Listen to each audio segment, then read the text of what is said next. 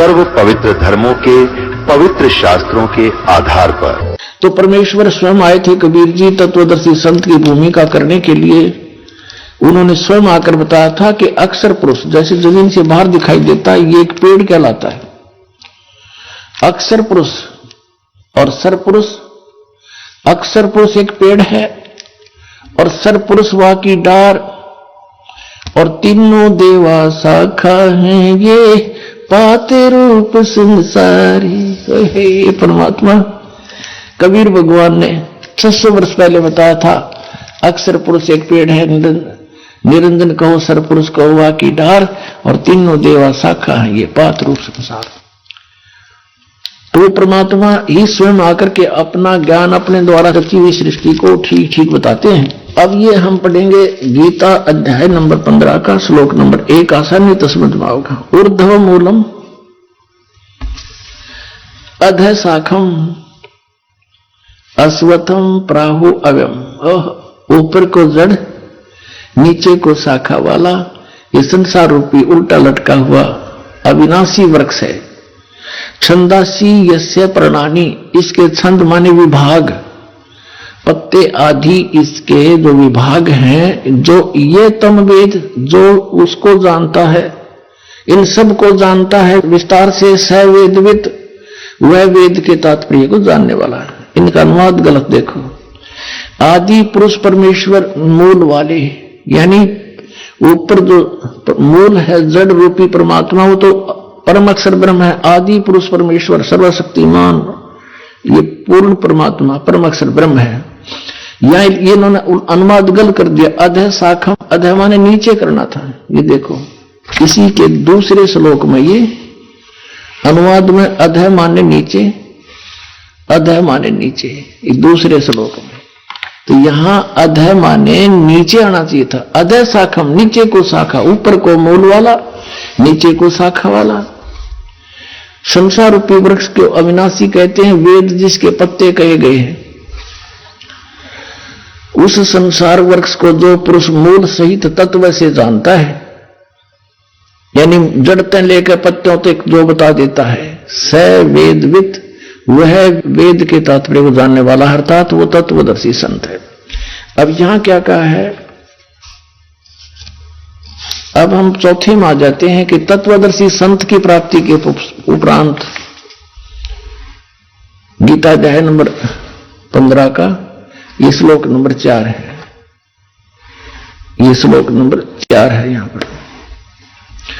उसके पश्चात उस परम पद रूप परमेश्वर को भली भांति खोजना चाहिए, जिसमें गए हुए पुरुष फिर लौट कर कभी संसार में नहीं आते, और जिससे यानी जिस परमेश्वर से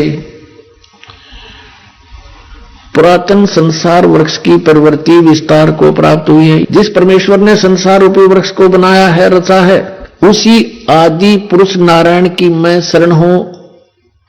इस प्रकार दृढ़ निश्चय करके उसी परमेश्वर का मनन और निधि ध्यान करना चाहिए।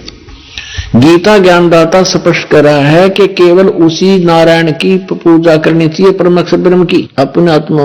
अब यहां सरपुरुष ये नाशवान, अक्षर पुरुष भी नाशवान। 15वें अध्याय के 16 और 17 में क्या लिखा है फिर पढ़ लो गीता जी। अब हम यहां पढ़ रहे थे अध्याय नंबर 15 का, ये 15 है, इसका श्लोक नंबर ये 16 है। यहां से इसमें लिख रहा क्या, दिवौ इमौ पुरुषौ लोके सर्च अक्षर एव च सर सर्वाणी भूतानि कुटुष्ट अक्षर उच्यते। अब यहां दिवौ माने दो, इमौ माने इस, लोके माने लोक में, पुरुषों माने परमात्मा हैं। कौन कौन से हैं, सरपुरुष और अक्षर पुरुष। जिस पुरुषों को हम यहां भी लगा सकते हैं, सरपुरुष और अक्षर पुरुष। अब इसका यहां से अनुवाद पढ़ो इनका। इस संसार में नाशवान और अविनाशी भी ये 2 प्रकार के पुरुष है। इन्होंने यहां पुरुष छोड़ दिया। 2 प्रकार के प्रभु हैं, स्वामी हैं। संपूर्ण प्राणियों के शरीर नाशवान और जीवात्मा अविनाशी कहा जाता है। अब यहां इसका अर्थ तो ये है कि ये सरपुरुष और अक्षर पुरुष ये सभी नाशवान हैं। इनके अंतर्गत जितने प्राणी हैं उनके शरीर भी नाशवान हैं, लेकिन जीवात्मा किसी की नहीं मरती। अब यहां से स्पष्ट 17वें में कहा कि उत्तम पुरुष है तू अन्य। वास्तव में श्रेष्ठ परमात्मा तो इन दोनों से कोई और है, क्षर पुरुष और अक्षर पुरुष से। उत्तम पुरुष है तो अन्य परमात्मा इति उदारते, इसको भगवान कहा जाता है, श्रेष्ठ आत्मा कहा जाता है। यह लोक तरम आविश्य विभर्ती, वो अवय ईश्वर है, वो वास्तव में अविनाशी परमेश्वर है, अवय अविनाशी। तो इससे सिद्ध हो गया कि ये तो नाशवान है दोनों ही, भले इसका नाम अक्षर पुरुष लिख दिया। तो अब इसमें थोड़ा सा विचलित हो जाते हैं भक्त, कोई कर सकता है आपको मिसगाइड कि 15वें अध्याय के 18वें श्लोक में गीता जी में गीता ज्ञानदाता कहता है, क्योंकि मैं नाशवान जड़ वर्ग क्षेत्र से तो सर्वथा अतीत हूं और अविनाशी जीव आत्मा से भी मैं उत्तम हूं, इसलिए लोक और वेद में पुरुषोत्तम नाम से प्रसिद्ध हूं। जबकि इसकी मूल संस्कृत देखो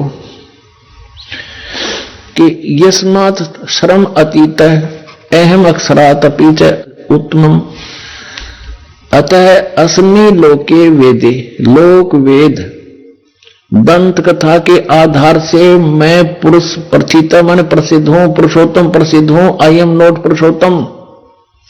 मैं किस प्रकार से पुरुषोत्तम प्रसिद्ध होगा? लोक वेद के आधार से। लोक वेद माने दंत कथा के मेरे अंतर्गत जितने भी प्राणी हैं, वो चाहे जीवात्मा है, चाहे नाशवान शरीर है इनका, चाहे अविनाशी इनकी आत्मा है, इनसे मैं तगड़ा हूं, इनसे श्रेष्ठ हूं, उत्तम हूं। और इसलिए लोक वेद के आधार से, दंत कथा के आधार से मैं पुरुषोत्तम प्रसिद्ध हो रहा हूं। आई एम नॉट पुरुषोत्तम। पुरुषोत्तम तय कोई और है। वो 15वें अध्याय के 17वें श्लोक में स्पष्ट कर दिया। अब हमने उस पुरुषोत्तम की शरण में जाना है, और उस पुरुषोत्तम के पाने का कौन सा मंत्र है? गीता जी अध्याय नंबर 17 के श्लोक नंबर 23 में कहा कि ओम तत्सत इति निर्देश ब्रह्मण त्रिविध समर्थ। ब्रह्मण माने सच्चिदानंद घन ब्रह्म, यानी परम अक्षर ब्रह्म, उत्तम पुरुषोत्तम, इसके पाने का, सनातन परम धाम में जाने का, सचखंड में निवास स्थान पाने का और जन्म मरण से मोक्ष पाने का कौन सा मंत्र है? 17वें अध्याय के 23वें श्लोक में कहा कि ओम तत्सत इति निर्देश ब्रह्मण त्रिविध समर्थ है। उस सच्चिदानंद ब्रह्म ने माने सच्चिदानंद गण ब्रह्म का, परम अक्षर ब्रह्म का पाने का, आदि पुरुष परमेश्वर के पाने का, ये 3 मंत्र के जाप का निर्देश है, नथिंग एल्स। इसके अतिरिक्त कोई भी हरे राम हरे कृष्ण सीताराम राधे श्याम अन्य कोई भी जाप हम करते हैं वो मोक्ष प्राप्ति का नहीं है। तो उसके लिए हमने कौन से मंत्र हैं? ये ओम तत्सत। ओम तो सरपुरुष का और तत् ये अक्षर पुरुष का, तत् सांकेतिक है, ओम सीधा है, और सत भी सांकेतिक है। ये सत भी सांकेतिक है, ये परम अक्षर ब्रह्म का। ये तत् और सत ये सांकेतिक है, ये पूर्ण परमात्मा कबीर देव ने, परम अक्षर ब्रह्म ने स्वयं आकर के बताया है। सो हम शब्द हम जग में लाए, सार शब्द हम गुप्त छुपाए। कहते हैं सोहम शब्द आपके किसी सदग्रंथ में नहीं है। आपके जो 52 अक्षर के लेख तुम लिखते हो उनमें ये मंत्र नहीं है, सोहम मंत्र नहीं है। और ये सोहम शब्द हम जग में लाए, सार शब्द हम गुप्त छुपाए। नामा छिपा ओम तारी, पीछे सोहम भेद विचारी, सार शब्द पाया ददलोई, आवागमन बौड़ ना होई। पुणात्मा, हमने परमात्मा को पहचानने के लिए अपने सदग्रंथों का सहयोग ही लेना पड़ेगा। किसी की दंत कथा पर विश्वास नहीं करना। परमात्मा के क्या गुण है, वो क्या लीला करता है, ये हमारे पवित्र सदग्रंथ, पवित्र वेद बताते हैं। कबीर परमेश्वर ने कहा है कि वेद मेरा भेद है, मैं ना वेदन के माही, और जौन वेद से मैं मिलूं वो वेद जानते नहीं। वेदों में भेद है परमात्मा का कि वो कबीर परमात्मा है और वो सतलोक में रहता है, ऊपर तीसरे मुक्ति धाम में, सचखंड में। वहां से गति करके आता है, साधु रूप बनाता है, कवियों की तरह आचरण करता है, और यहां अच्छी आत्माओं को आकर मिलता है। आपको थोड़ा सा हिंट देते हैं, फिर उन आत्माओं के बारे में जानकारी देंगे जिनको भगवान मिले थे। ऋग्वेद मंडल नंबर 9 देखिएगा, और सूक्त नंबर आपको दिखाते हैं। ये है ऋग्वेद। ये कहां से प्रकाशित है? प्रकाशक सार्वदेशिक आर्य प्रतिनिधि सभा, महर्षि सिद्धांत भवन, रामलीला मैदान, नई दिल्ली। इनके फोन और फैक्स नंबर हैं। मुद्रक है Prince offset printers, 1510 foot of the house, Daryaganj, नई दिल्ली से। अब देखिएगा, ऋग्वेद मंडल नंबर 9 और सूक्त नंबर 86 और मंत्र नंबर 26 में इसमें क्या कहा है कि यज्ञ करने वाले यजमानों के लिए परमात्मा, यज्ञ माने धार्मिक अनुष्ठान करने वाले यजमानों माने भक्तों के लिए परमात्मा सब रास्तों को सुगम करता हुआ, उनके विघ्नों को, उनके संकटों को मर्दन करता है, नाश करता है, उनको पवित्र करता हुआ, और अपने रूप को सरल करता हुआ वह कांति में परमात्मा। इन्होंने यहां क्या कर दिया, ये यहां शब्द है कबीर, हम इसको कबीर बोले, कबीर वह बोलते हैं, वह को, वेदों को हम वेद बोलते हैं अपनी लोकल लैंग्वेज में पूरे भारत में। अब यहां इन्होंने कवि यू ऐसे अक्षर लगाकर इसका अर्थ कर दिया सर्वज्ञ, या तो इसका कवि लिखते, कवि काव्यकार, लेकिन काव्यकार का यहां प्रसंग नहीं, तो इसका अर्थ सर्वज्ञ नहीं कर सकते। भले इसका अर्थ कवि कर दो, लेकिन वो उस परमात्मा को हम, जैसे ये यजुर्वेद है, आपको दिखाते हैं। अब जैसे ये यजुर्वेद है, अब इसके 2 बिंदी यहां लगा दे तो, और इसका अलग अलग करे तो भी यजुर्वेद ही है। ये देखिए, इसमें प्रकाशक है सार्वदेशिक आर्य प्रतिनिधि सभा, 2/5, महर्षि सिद्धांत भवन, रामलीला मैदान, नई दिल्ली। इसमें आपको दिखाते 36 में, इनके 36वें अध्याय में, ये है 36वां अध्याय, 6300 अध्याय। 36वें अध्याय के प्रथम मंत्र में क्या लिखा है? रेचम वाचम परपदे मनो यजु परपदे। ये यजु शब्द है, इसका अनुवाद महर्षि दानंद ने किया है। यहां देखो, ये बिल्कुल ठीक रहा, ये यजुर्वेद लिख दिया। बस सीधी सी बात है कि ये यजुर्वेद की महिमा गाई जा रही है, और यहां इस यजु का अर्थ कर दे, जैसे कवि का अर्थ ने सर्वज्ञ कर दिया। कवि कोई भी सर्वज्ञ नहीं होता, जैसे इन्होंने ऋग्वेद में इस कवि का अर्थ सर्वज्ञ कर दिया। अब कवि कोई सर्वज्ञ नहीं होता, यहां लिखना चाहिए था कबीर देव। जैसे यजु, अगर यजु का अर्थ कर देते वहां पर, तो कैसे समझेंगे कि किसके बारे में कहा जा रहा है? यजुर्वेद के बारे में। अब जैसे यहां इन्होंने ठीक किया है, ये यजुर्वेद में, अब हम यजुर्वेद आपको दिखा रहे हैं सिर्फ ये कंसेप्ट क्लियर करने के लिए कि जैसे इस महर्षि दयानंद ने यजु का अर्थ यजुर्वेद कर दिया, बहुत अच्छा किया। अगर इसका यहां कोई अनुवाद करके अड़ंगा कर दे तो कैसे समझेंगे कि यजुर्वेद के बारे में जानकारी है? ठीक इसी प्रकार अब हम फिर आते हैं अपने ऋग्वेद पर। हम आते हैं अपने ऋग्वेद पर, जो आपको पहले दिखाया था। ये भी आर्य प्रतिनिधि सभा से ही प्रकाशित है। ये ऋग्वेद यहां से प्रकाशित है, ये भी आपको दिखाया था। ये इसके मुद्रक हैं, ये ऋग्वेद है। अब हम इसके वो पढ़ रहे हैं, ऋग्वेद मंडल नंबर 9 सूक्त 86 मंत्र 26 पढ़ रहे हैं। 26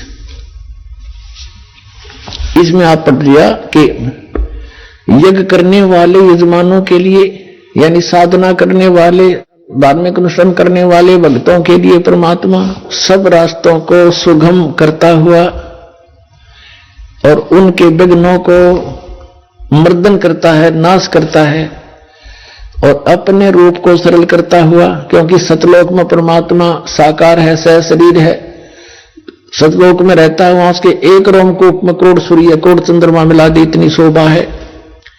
तो एज इट इज भगवान यहां आ जाता हम देख नहीं सकते, इसलिए अपने रूप को सरल करता हुआ हल्का तेज पुंज का बनाकर वह कांति में परमात्मा सर्वज्ञ नहीं लिखना था, वो कबीर देव लिख दो यहां पर। कबीर देव, हम कबीर देव कहने लगे, कबीर देव, देव न साहब कह लो भगवान कहो, हम उसको कबीर साहब कहते हैं। कबीर साहब, यहां कबीर देव लिख दे।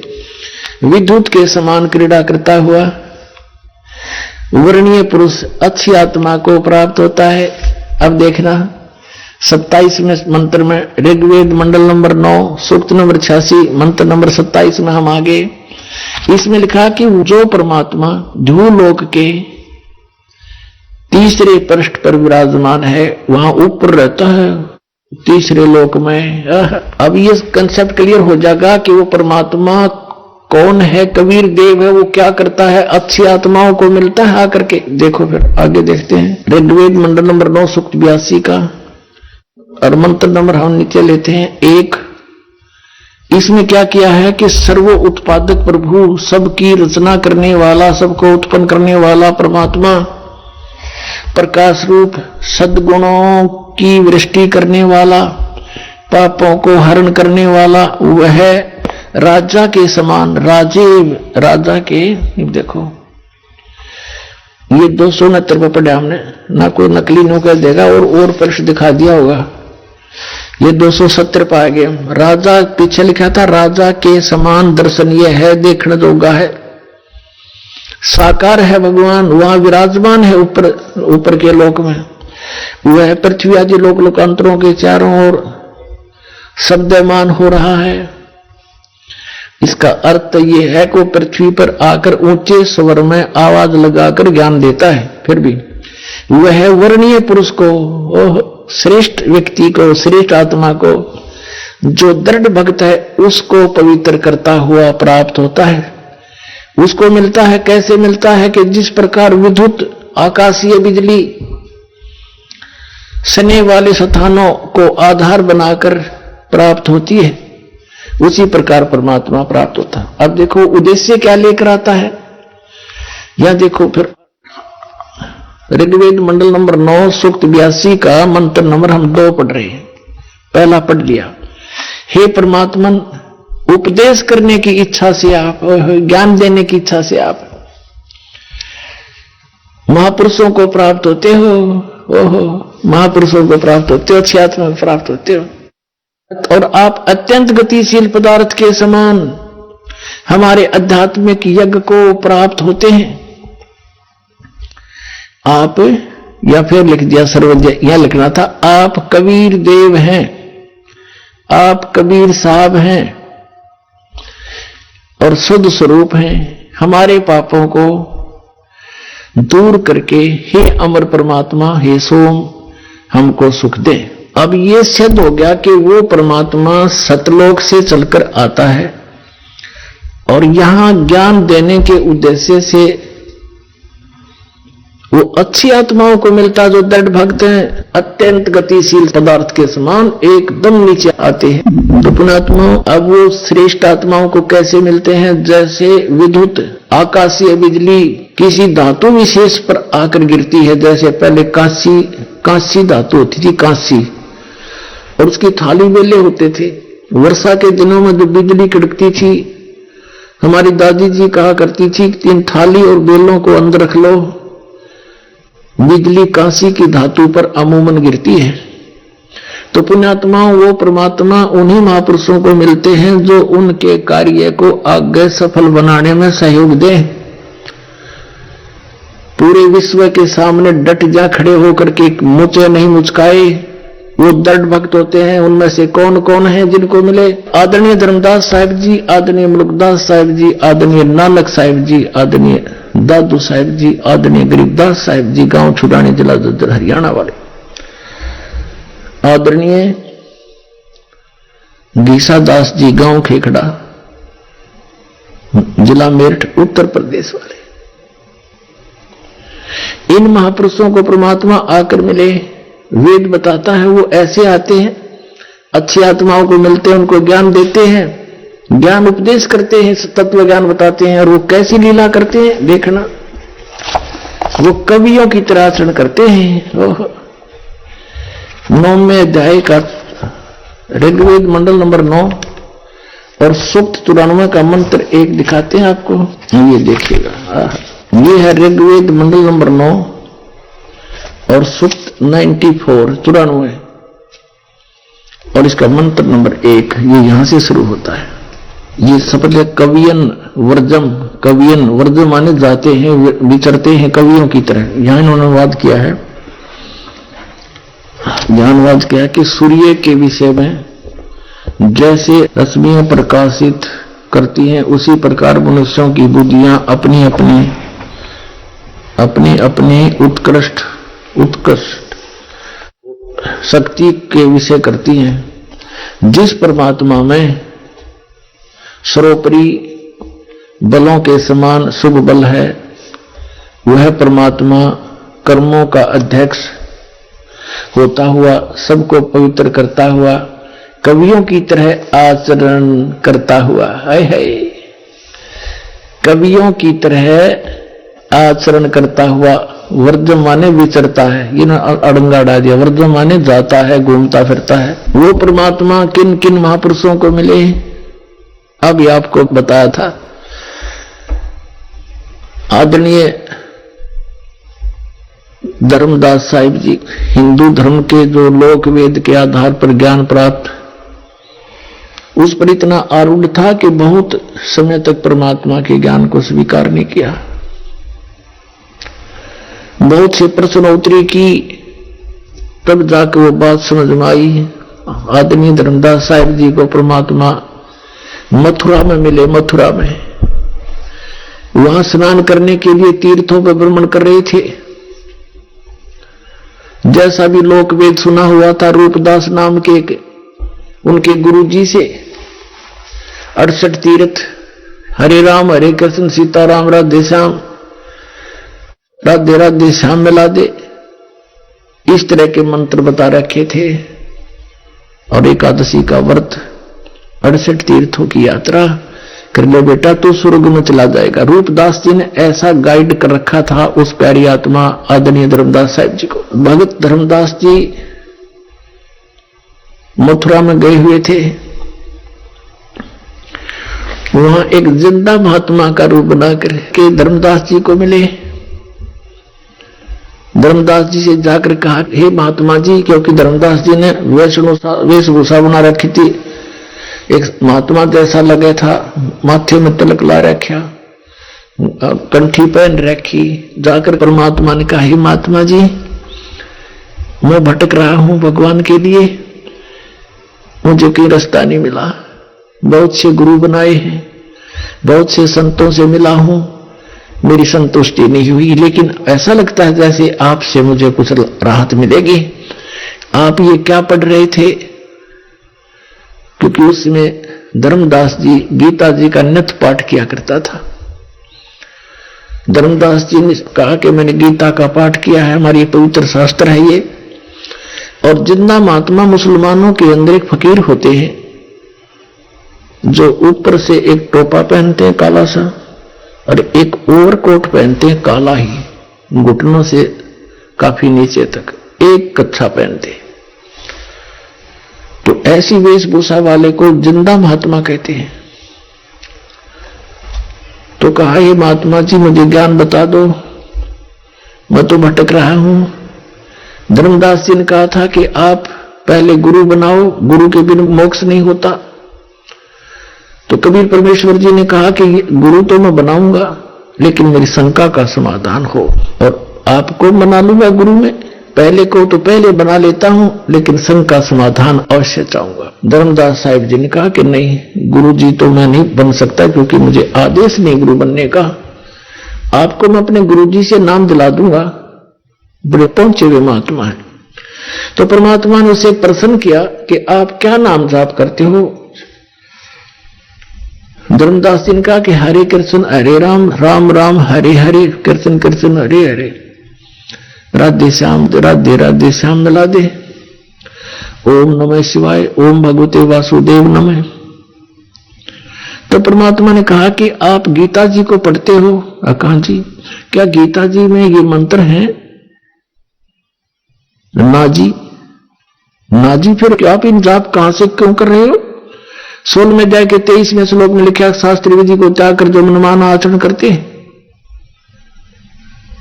उनको कोई लाभ नहीं होता, ना उनका मोक्ष होता, ना उनको परम गति प्राप्त होती, ना कोई सुख होता। फिर किस लिए कर रहे हो? अब धर्मदास को याद थे वो श्लोक, गीता साथ लिए हुए था, वो समझ गया बात तो सही है। आप तो अवहेलना कर रहे हो भगवान के आदेश का, आप तो दोषी हो रहे हो। आप किसकी पूजा करते हो? गीता किसने बोला है? कि श्री कृष्ण जी ने बोला। धर्मदास जी ने कहा कि श्री कृष्ण जी ने गीता का ज्ञान दिया। परमात्मा ने कहा चल हम यही बात छोड़ देते हैं, बड़ी बात नहीं करते आगे। श्री कृष्ण जी ने गीता का ज्ञान दिया, आप श्री कृष्ण की पूजा करते हो। क्या श्री कृष्ण नाशवान है या अविनाशी है? धर्मदास जी कहते अविनाशी हैं, ये तो सर्वशक्तिमान है, इनके कोई जन्म मृत्यु नहीं होती। ब्रह्मा विष्णु महेश ये अजर व अमर है। तो परमात्मा ने उनसे कहा कि गीता अध्याय नंबर 4 के श्लोक नंबर 5 और 9 में, अध्याय 2 के 12 में, अध्याय 10 के 2 मंत्र में ये गीता ज्ञान तो दाता कहता अर्जुन तेरे मेरे बहुत जन्म हो चुके, तू नहीं जानता मैं जानता हूं। फिर ये अविनाशी कैसे हुआ? 18वें अध्याय के 62वें श्लोक में किसी और परमात्मा की शरण में जाने को कहता है, उसकी शरण में परम शांति को, सनातन परम धाम को प्राप्त होगा।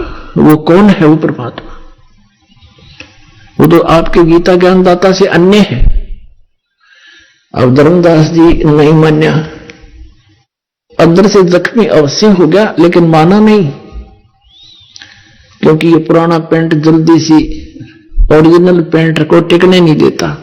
लेकिन परमात्मा के पास भी रेगमार है, पूरा साफ करके चढ़ा होगा। अंतर्ध्यान हो गए, उनको मिले नहीं। एकदम सामने से अंतर्ध्यान होते ही तो अक्का बक्का रह गया। तो ये भगवान ही तो फरिश्ता था, ये तो कोई देवता था, कोई ज्ञानी पुरुष था, कोई सिद्ध पुरुष था। देखो कितना सच्चा ज्ञान बता रहा है उसने। फिर बाद में सारे श्लोक देखे अपनी गीता में, रोज सारी रात करवट लेता रहा, ये भगवान अब के दर्शन दे दो, अब के दर्शन दे दो। कहने का भाव ये है दास का कि 2-3 ट्रिप में जाकर सेट हुआ धर्मदास, और फिर ऐसा हो गया पूरा संसार एक तरफ और धर्मदास जी एक तरफ। तो वो दृढ़ भक्त थे। इसी प्रकार आदरणीय नानक साहिब जी को परमात्मा मिले, पहले मिले अपने कबीर रूप में जाकर, जो धानक रूप में, जुल्हा रूप में रहा करते थे काशी में। और आदरणीय नानक साहिब जी उसमें सुल्तानपुर शहर के अंदर अपनी बहन नानकी के घर पे, यानी वहां रहा करते थे। और सुल्तानपुर के नवाब के यहां मोदी खाने में नौकरी करते थे, क्योंकि उनके बहनोई श्री जयराम भी वहीं पर एक उच्च पद पर विराजमान थे, नवाब के पास ही। उन्हीं की शनाख्त पर उनको वहां नौकरी मिली थी। प्रतिदिन स्नान करने के लिए 1-2 नौकर जाता था साथ में, श्री नानक साहिब जी जाते थे। बेई नदी सुल्तानपुर के साथ से ही बह रही है, वहां स्नान करने जाते थे। एक दिन परमात्मा कबीर देव जी जिंदा महात्मा के रूप में मिले और प्रश्न उत्तरी की कि मैं एक भटका हुआ प्राणी हूं, परमात्मा की खोज में घूम रहा हूं, आपके बारे में मैंने बहुत कुछ सुना है, आप बड़े महात्मा हो, बड़े अच्छे भक्त हो, मैं आपसे कुछ ज्ञान प्राप्ति करना चाहता हूं। अब नानक साहिब जी ने, जैसा भी उन्होंने ब्रजलाल पांडे से ज्ञान सुना था, बताने लगे कि विष्णु भगवान सर्वशक्तिमान है, यही 3 रूप धारण करके सारी स्थिति, सृष्टि और संहार करते हैं, अजर व अमर हैं, इनकी जन्म मृत्यु नहीं होती। फिर बताया कि गीता जी का नित्य पाठ करना चाहिए, नित्य पाठ करने से जीव को बहुत लाभ होता है, परमात्मा प्राप्ति होती है।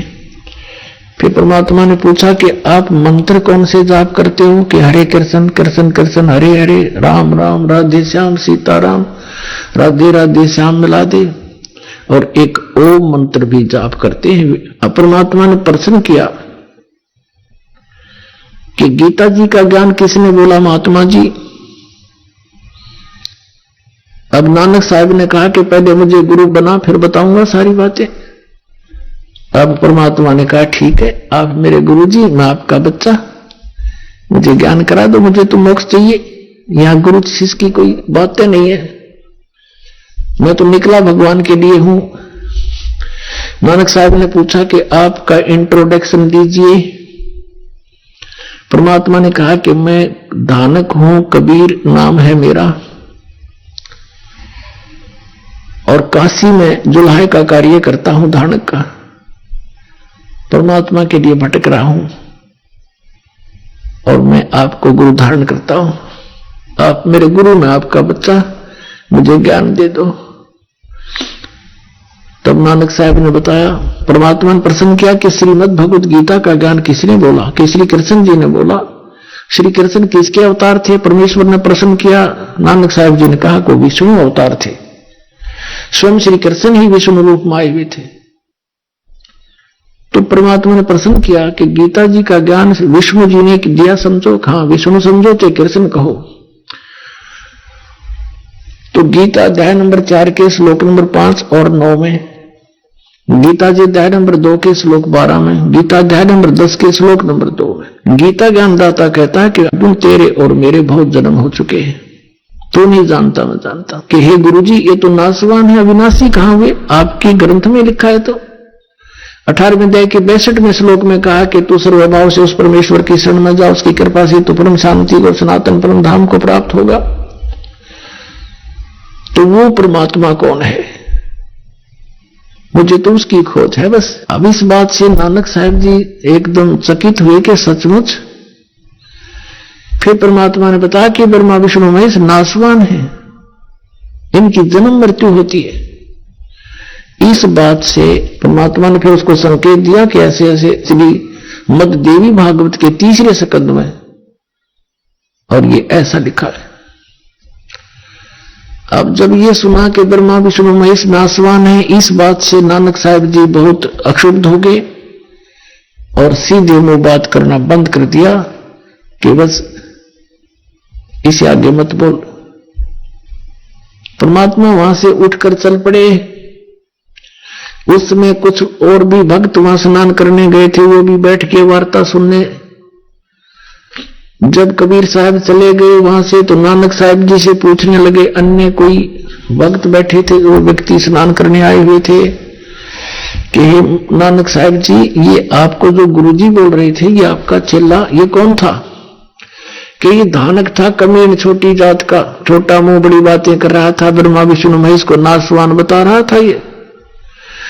और मैंने इसको फिर सुनाया सही ज्ञान, थे हार के भाग गया। पुण्यात्मा नानक साहब जैसी पुण्यात्मा में भी अहम भरा हुआ था, होमो था इनमें।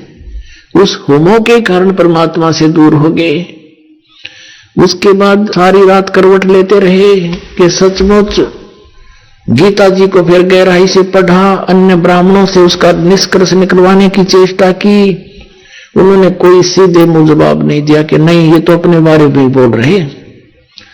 देवी भागवत को पढ़कर देखा नानक साहब जी ने कि सचमुच इसमें तो नासवान लिखा है, इनके माता पिता भी है, और ये हिंदू धर्म के गुरु इसके बारे में परिचित नहीं है। बहुत बुरी तरह तड़फ की कि सचमुच वो कौन थे। अब काशी कोई निकट है नहीं, वहां जाऊं कैसे? नौकरी करता हूं, नौकरी त्यागूं कैसे? और क्या पता ये कौन था, कोई देव था या वैसे ही कह रहा था काशी में रहता हूं, धानक हूं। अंदर से पुकार की, परमात्मा मुझे फिर से दर्श दो, मुझे उस महापुरुष से फिर से मिला दो। अंदर से पुकार परमात्मा आत्मा की सुनते हैं। जब 6 महीने बीत गए इस दृष्टांत को, और डेली वो जाते वहां देखते रहते हैं कि कहीं आज फिर दिखाई ना दे जा।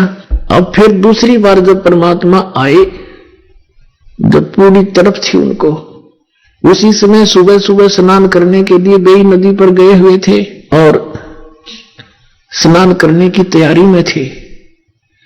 गर्मियों का मौसम था। परमात्मा जब वहां पहुंचे तो नानक साहिब जी ने देखा कि महात्मा आ रहे हैं, उनके निकट पहुंच गए, उसी तरह फिर बात करने लगे। काफी देर चर्चा हुई। तो उस समय जब वो दोनों बात कर रहे थे तो अन्य नहीं देख पा रहे थे, वो सोच रहे थे कि अकेले नानक साहिब बातें कर रहे हैं, किससे कर रहे हैं। तो दूसरे कहा करते कि ये भक्त आदमी है, अपने आप ऐसे बोलता रहता है, कई बार भगवान की महिमा गुनगुनाता रहता है और वो बातें ऐसे कर रहा जैसे सामने कोई बैठा हो। तो अन्य जो स्नान करने के लिए गए थे वो अपना स्नान करने में व्यस्त हो गए। तो उसी समय परमात्मा से नानक साहिब जी ने कहा कि मैं इस दरिया में छुपूंगा, मुझे खोज देना। परमात्मा भी साधु रूप में, जिंदा के रूप में, और नानक साहिब जी दरिया के अंदर छलांग लगा दी। तो परमात्मा ने अंदर से उनको अंतर ध्यान किया दरिया से ही और अप स्ट्रीम में ले गए। अब अन्य व्यक्तियों ने सोचा कि ये डूब गए, काफी देर बाहर नहीं निकले तो हाहाकार मच गई, नगर में शोर हो गया,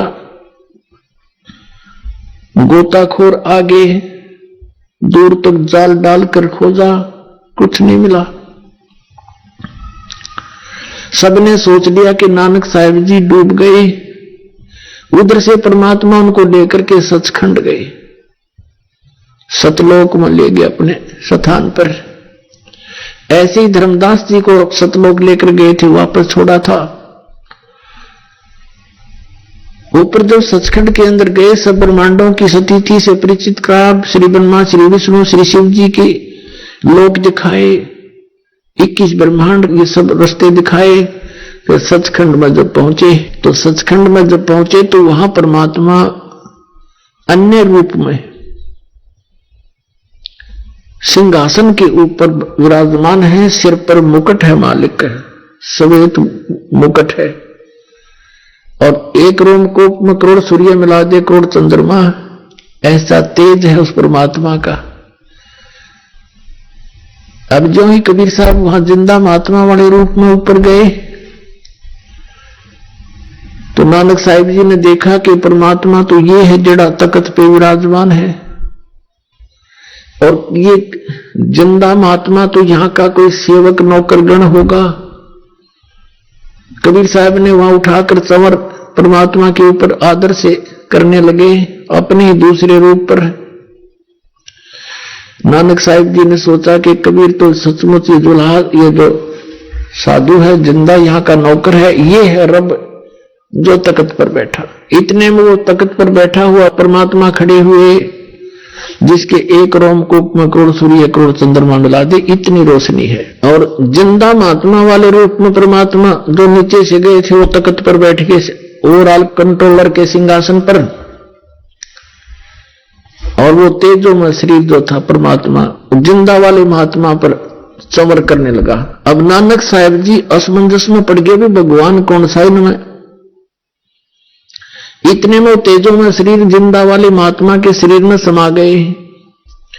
उस ओवरऑल कंट्रोलर के रूप में ओनली कबीर परमेश्वर ही रह गए, जिंदा वाले महात्मा के रूप में विराजमान थे।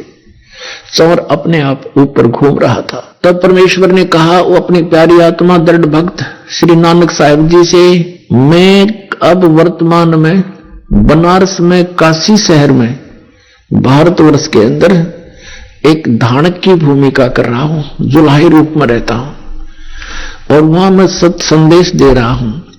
और नानक साहिब जी से कहा कि आपका ये स्थान है, आप यहां से गए हुए हो और लगभग 60,000 जन्म तो आपके बहुत अच्छी भगत के रूप में हो चुके हैं, और तेरे जैसी अच्छी आत्मा भी वहां भटक रही है उन साधनाओं के करने से, तो आम जीव का क्या होगा बच्चा। तब नानक साहिब जी ने कहा कि भगवान सचमुच ये तो लोक ही अनोखा है, अजब लोक है ये तो, और मुझे यही रख लो प्रभु। तो परमात्मा ने कहा, आप वापस जाइए। आप जब यहां से गए, आप भक्ति युक्त थे। अब आप में भक्ति नहीं रही, आप उतना ही चार्ज होकर के वापस आओगे, उतना ही भक्ति युक्त होकर वापस आओगे। उतनी ही भक्ति के लिए तुम्हें जो तैयार करने के लिए, तुम्हारे अंदर भक्ति प्रवेश करने के लिए मेरे पास सतनाम और सार नाम है। जिन अन्य मंत्रों से आप 1 करोड़ जन्मों में भी भक्ति संग्रहित नहीं कर सकते, संचित नहीं कर सकते, आप थोड़े ही समय में मर्यादा में रहते हुए उस सतनाम और आदि नाम से आप इतनी भक्ति युक्त हो जाओगे, 1000 युग में भी नहीं हो, जन्मों में नहीं हो सकते, जितना आप इन मंत्रों से थोड़े ही दिनों में, कुछ ही वर्षों में भक्ति युक्त हो जाओगे, यदि नियमित रहोगे तो। पुण्यात्मा, वो तो पहले पुण्यात्मा थे, भगवान पर विश्वास करते थे, संतों पर विश्वास करने वाले थे। उन्होंने उनके इसी वचन से समझ लिया कि सचमुच ऐसा कोई मंत्र है,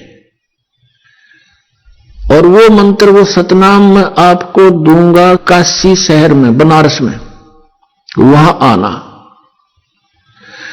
इस तरह फिर सारे ब्रह्मांड दिखाए, ब्रह्मा विष्णु महेश के लोक दिखाए। 3 दिन तक डिस्कस होती रही भगवान और उस प्यारी आत्मा की। तीसरे दिन उसी समय सुबह सुबह उस दरिया पर नानक साहब जी को छोड़ दिया। शरीर में, शरीर कहीं छुपा रखा था। सुबह सुबह नानक साहब उसी दरिया पर दिखाई दिए। अन्य जनता वहां स्नान करने के लिए गए हुए थे। सबने देखा कि नानक साहब तो जीवित हैं, जीवित हों। खुशी की लहर दौड़ गई, सारा नगर देखने को दौड़ गया। बहन को पता लग गया कि मेरा भाई जीवित है, नहीं तो बुरा हाल हो गया था, रो रो के दौड़े आए सब। उसी दिन से नौकरी भी त्याग दी नवाब की। और पुण्यात्मा नौकरी पर एक दिन गए थे, जाकर के सबको सौदा लेने आए ना, सबको देने लगे 1 2 3 13 से आगे गिनना भूल गए। 13 हे भगवान, यहां है नहीं कुछ भी, सब कुछ 13 करके सारा लुटा दिया खजाना। किसी ने शिकायत की नवाब को कि आपका खजाना आपके नौकर ने लुटा दिया, खाली कर दिया। और स्वयं वो वहां उस जिंदा वाला जैसे रूप में परमात्मा मिले थे, वैसा ही चोला पहन के वेशभूषा बनाकर शमशान घाट पर जा बैठे। उधर से उस खजाने की जांच करवाई गई श्री जयराम जी की उपस्थिति में, जो श्री नानक साहब जी के बहनोई थे, जिनके जमानत से, जिनकी शनाखत से वो वहां नौकरी लगे थे। तो कहते हैं खजाने की जब जांच हुई तो 760 रुपये नानक साहिब जी के ही सरकार की तरफ एक्स्ट्रा प्राप्त हुए। उस नवाब ने अक्षमा याचना की और कहा बुला लो एक बार उनको, फिर से नौकरी ग्रहण कर ले।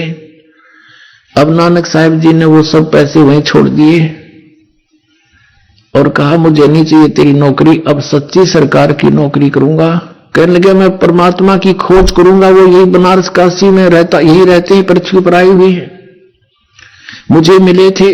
कौन मिला था तुझे? कि मुझे सतपुरुष मिला था, सचखंड लेकर गया था और उसकी खोज करूंगा मैं, मुझे सतनाम प्राप्त करना है। अब इसी प्रकार आदरणीय गरीबदास साहिब जी को परमात्मा मिले थे। गांव छुड़ाने के खेतों में गौ चरा रहे थे, जिंदा महात्मा का रूप बनाकर वहां आए। 10 वर्ष के बालक थे गरीबदास जी, गौ चरा रहे थे और भी कुछ पाली ग्वाले साथ में थे। उनको भी फिर परमात्मा सचखंड लेकर गए थे। उनको शाम को वापस छोड़ दिया था, 10 बजे ले गए थे, शाम के 8 बजे वापस छोड़ दिया था। उनका अंतिम संस्कार करने लगे थे मृत समझकर, तब वापस आ गए थे और आते ही ये अमृतवाणी बोलनी शुरू कर दी थी। क्या बताया उन्होंने भी? हम सुल्तानी नानक तारे दादो को उपदेश दिया, जात जुलाहा भेद न पाया वो काशी महे कबीर हुआ। आदरणीय गरीबदास साहिब जी ने क्या कहा है कि झांकी वेख कबीर की, नानक की तीवा वह सिखों के गल पड़ी, इब कौन छुटावता। कि झांकी वे कबीर की, झांकी माने वो नजारा सचखंड का। जैसे आप 26 जनवरी पर देखते हो भारतवर्ष में झांकियां निकलती हैं, ये हरियाणा प्रांत की झांकी है, ये पंजाब प्रांत की झांकी है। इसमें ऐसा अपने अपने जो मॉडल बना करके प्रदर्शन किए जाते हैं। तो कहते हैं आदरणीय गरीबदास साहब जी कहते हैं, झांकी वेख कबीर की, नानक कीती वाह, वाहे गुरु वाहे गुरु वाहे, कि वाह गुरु तेरी वाह तेरी, कि सतनाम बिना मोक्ष नहीं, सतनाम का हम आस पास भी नहीं।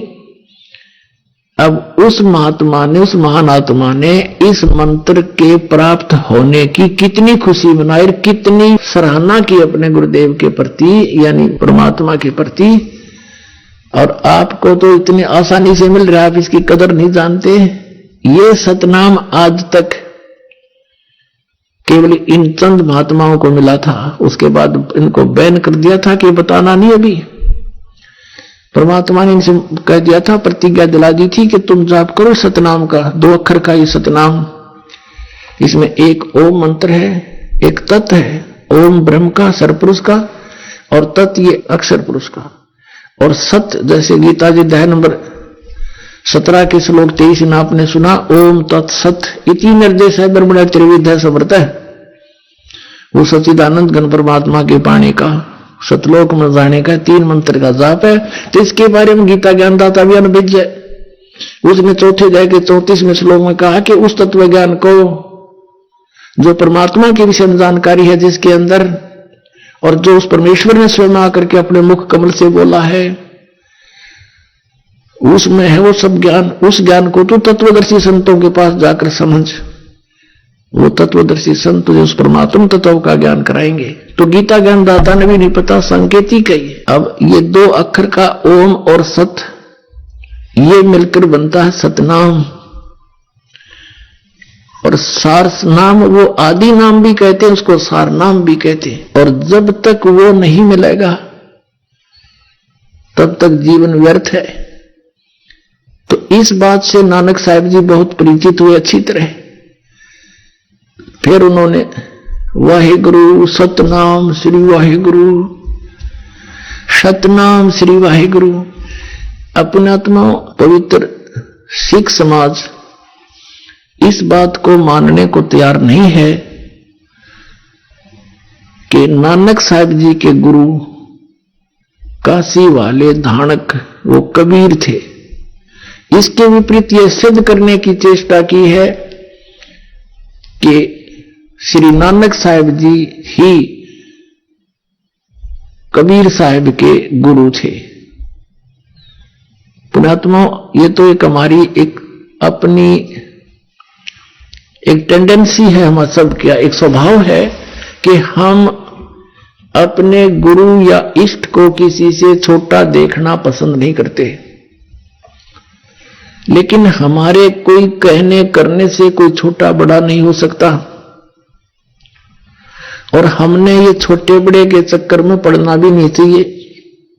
हमने ये भी देखना चाहिए कि इन महापुरुषों ने गुरु और शिष्य का रोल करके हमें क्या बताना चाहा है। तो पुण्यात्मा, एक तो ये आदरणीय गरीबदास साहिब जी ने कहा कि हम सुल्तानी नानक तारे दादू को उपदेश दिया, और जात जुलाहा वेद नहीं पाया, काशी माए कबीर हुआ। तो नानक साहिब जी वहीं से चल पड़े। पहली उदासी उनकी बनारस की थी।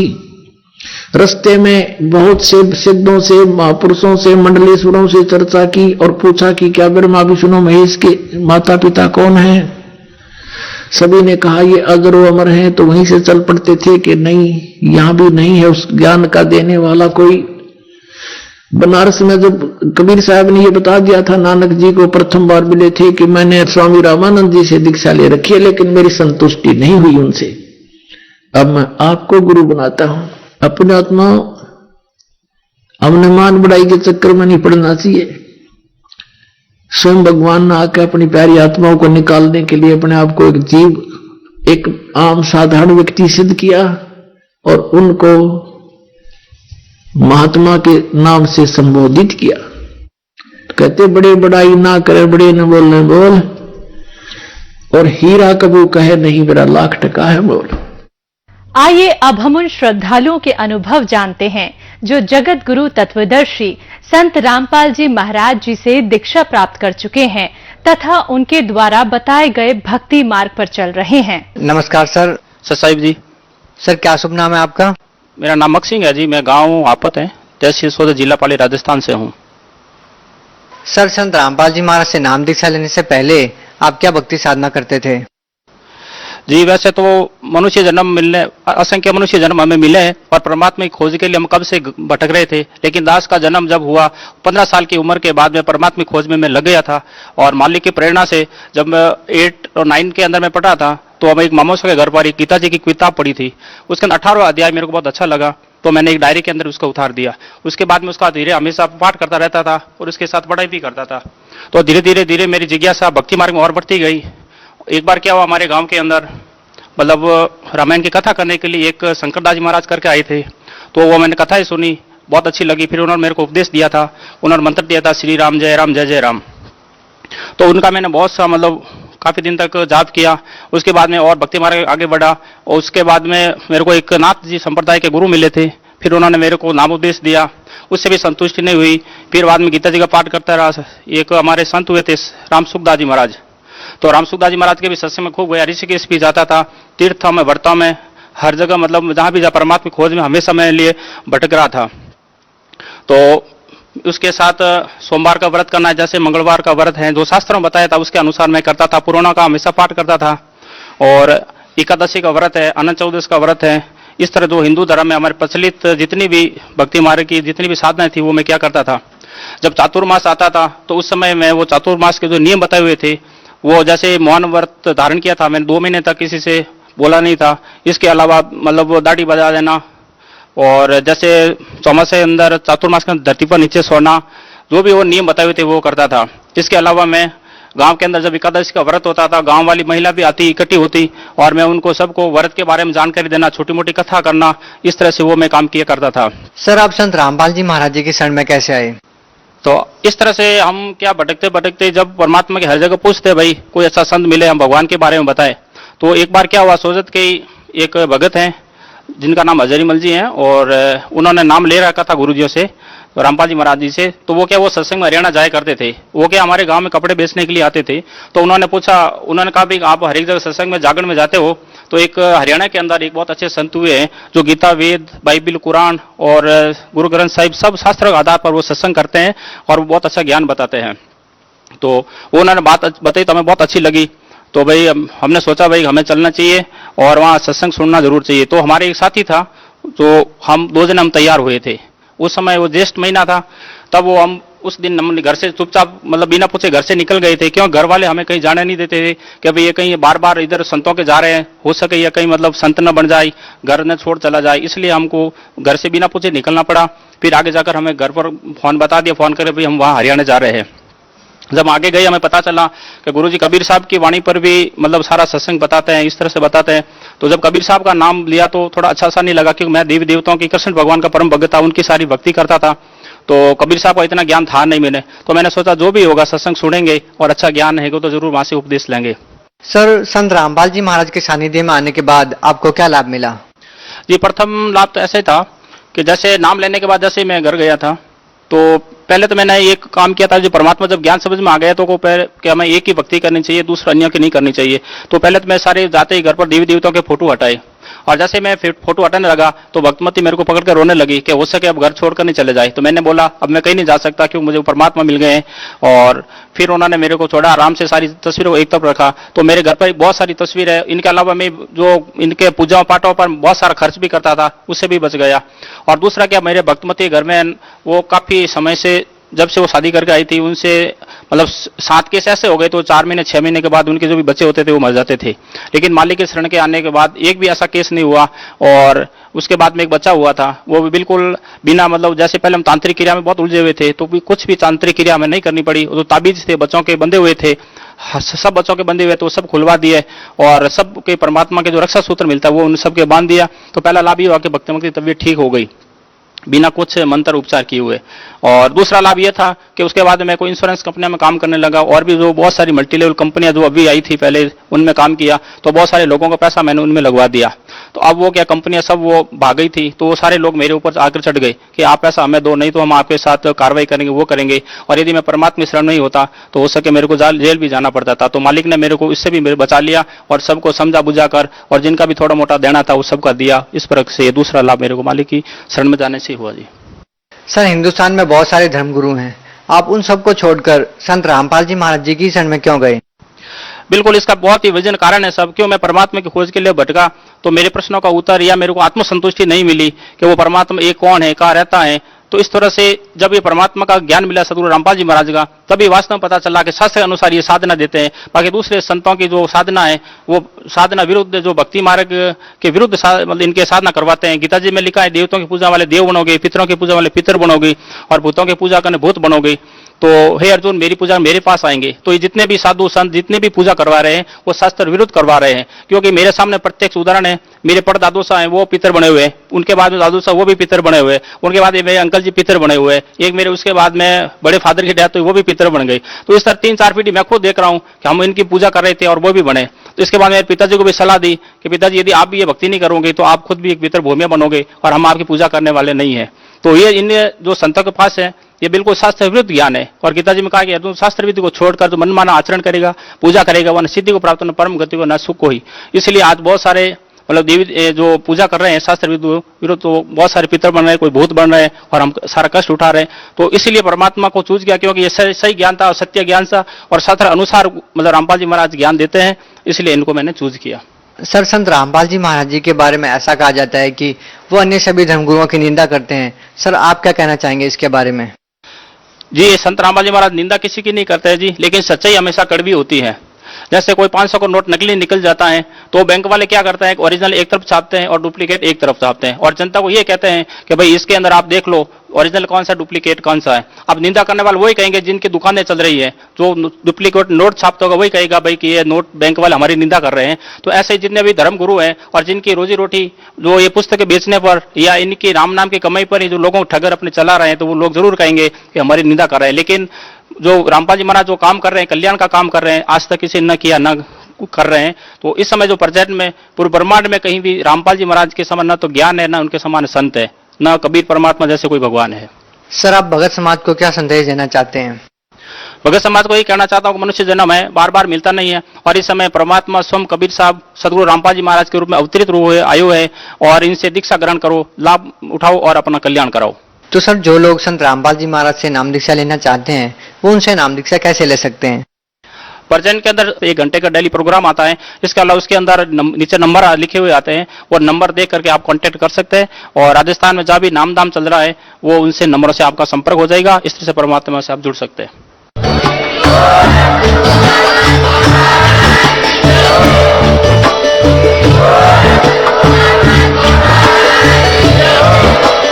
आप सुन रहे थे जगत गुरु तत्वदर्शी संत रामपाल जी महाराज जी के मंगल प्रवचन। अधिक जानकारी के लिए विजिट कीजिए हमारी वेबसाइट www.jagatgururampalji.org। संत रामपाल जी महाराज जी के शुभ आशीर्वाद से पूरे विश्व भर में 500 से भी ज्यादा नाम दीक्षा